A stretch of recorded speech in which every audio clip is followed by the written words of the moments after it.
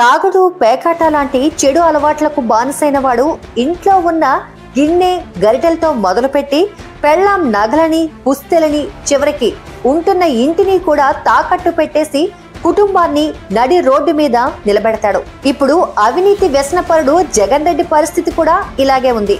ఇప్పటికే 10 లక్షల కోట్లకు పైగా అప్పు చేశాడు.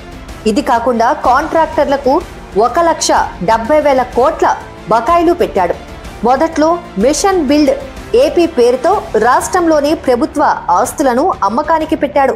చివరికి తుఫాన్ షెల్టర్లను కూడా అమ్మేస్తారా అని అప్పట్లో హైకోర్టు ఆశ్చర్యపోయింది. పోనీ బిల్డ్ ఏపీ అన్నందుకు ఏమైనా కట్టాడా అంటే ఒక్క ఇటుక ముక్క కూడా ఎక్కడా వేయలేదు. రాష్ట్రంలో లిక్కర్ వ్యాపారాన్ని తాకట్టు పెట్టి 50,000 కోట్ల అప్పులు తెచ్చాడు. అప్పులు, అమ్మకాలు కష్టమయ్యేసరికి తాకట్టు పెట్టడం మొదలుపెట్టాడు. ఒక్క విశాఖలోనే 13 ప్రభుత్వ ఆస్తులు తాకట్టు పెట్టి 25,000 కోట్లు అప్పులు తెచ్చాడంటే రాష్ట్రం మొత్తం మీద ఎన్ని ఆస్తులను తాకట్టు పెట్టాడో ఊహించుకోండి. తాజాగా 370 కోట్ల కోసం గుట్టు చప్పుడు కాకుండా రాష్ట్ర సచివాలయాన్ని కూడా హెచ్డిఎఫ్సి బ్యాంకుకు రాసిచ్చేశాడు. అంతేకాదు టీడీపీ హయాంలో అమరావతిలో 90% పూర్తయిన అధికారులు, ఉద్యోగుల భవన సముదాయాలను కూడా తాకట్టు పెట్టే ప్రయత్నం మొదలుపెట్టాడు.